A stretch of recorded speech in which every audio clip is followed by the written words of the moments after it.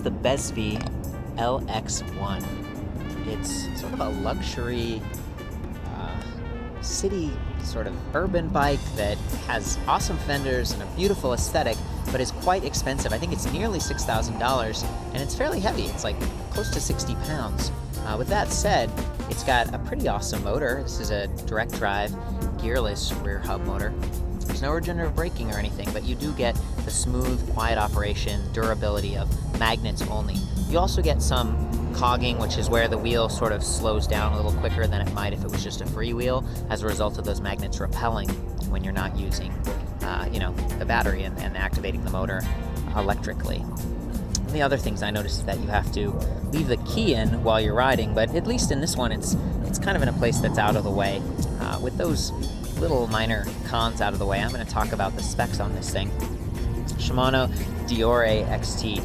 10 sprockets on the rear, so you've got a really broad range of gears to choose from, and this is a pedal assist only electric bike, so you're getting a really smooth activation with a torque sensor that's built right into that bottom bracket, and it feels good. This is the kind of bike that rewards you for pedaling along and really extends the range. It's 36 volt, 11.5 amp hour battery pack. It's pretty sweet, and it offers a 500 watt motor. Now I weigh about 135 pounds. It doesn't have a problem getting me around at all.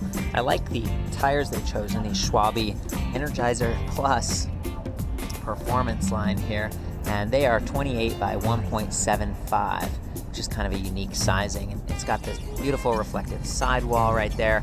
Interesting spoke pattern on these too, and it sort of matches front and rear, which I like. Of course, I mentioned the fenders before. Aluminum alloy, really well affixed to the frame. And just the aesthetic on this is one of the main selling points, in my opinion, because it is so expensive, and it's offering similar specs to a lot of other electric bikes. But when you look at these pedals, metal, really great surface area. Got those little studs so you won't slip off. You've got that aluminum bash guard. You've got this cool kind of like aerodynamic design. When you turn the battery off and you open the case, you can actually see the battery pack in here. I'll remove this, and there's a little plug in the side so you can charge this on or off the bike, which is nice. I'll just put that back in there. Just turn it all the way to on. You can see the display panel light up. There are 3 levels of assist. You can see your speed, a little battery indicator, and maybe distance in there as well. There we go, all the way up to 3. That's my favorite for reviews because you can hear the motor.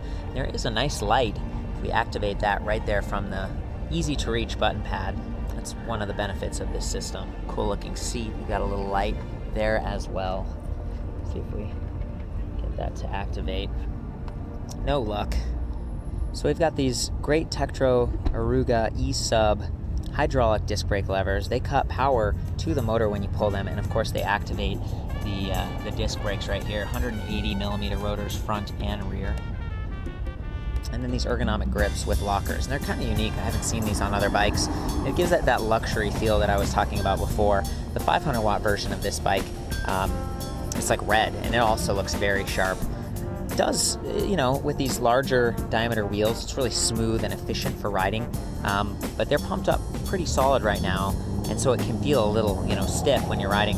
So I like that they've got this suspension fork with lockout, right? It's adjustable, it feels really solid. I can't tell what it is. I'll add that to the specs back on the full ride-up. But that's what we're working with on this bike. I'm gonna go ahead and hop on and point to the motor and give you guys a chance to hear what it sounds like.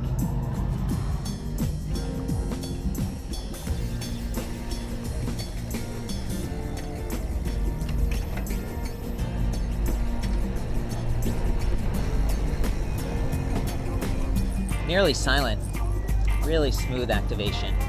Love that. It's fun to ride.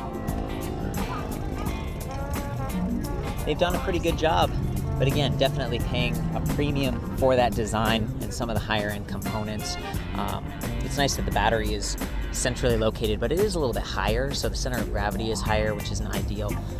Again, it's a pretty stiff frame, which is nice, but you've got that motor weight hanging way out to the rear, and there's no triangle here, so they've really had to reinforce those rear chain stays, and I think that adds to the weight of this thing, getting close to the 60-pound mark. Also, just making it a little bit harder to do maintenance and repairs to the rear wheel because you do have the motor with the cabling and things running.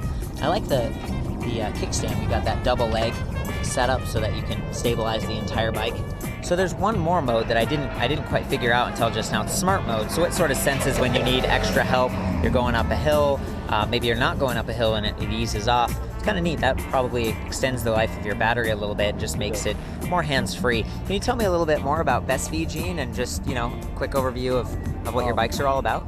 Yeah, our bikes are, you know, they're not convert bikes. They're actually, you know, whole electric bikes. Purpose-built, yeah. Yeah, they're pedal assist. You know, they are manufactured in Taiwan. Yep. The company is a division of Darfon, which is a company that has a lot of background in manufacturing human interface devices, electronic devices, batteries, you know, things like that. Yeah. So we took our core competencies in that area and we applied it to this bike.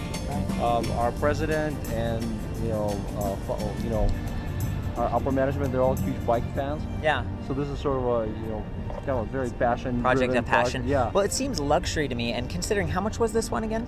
This one is about $5,000 street price. 5,000. Okay, I was saying it was a little higher. So this is about $5,000 for the Besv The version LX1. with a 500-watt motor Yeah. is going to be a little more expensive. It's closer to $6,000. Closer to $6,000. Okay, that's the variation, and that's the one that's red that we saw. So they're coming to market late 2014 for this and early 2015 for some of the other models. What did you say the range was on this? And the battery size? 50 mile range? 50. The battery's it's a 36 volt. 36 volt, 11.2. Okay, excellent. 36. Okay. Well, thank you so much. Thank you. Cheers. So yeah,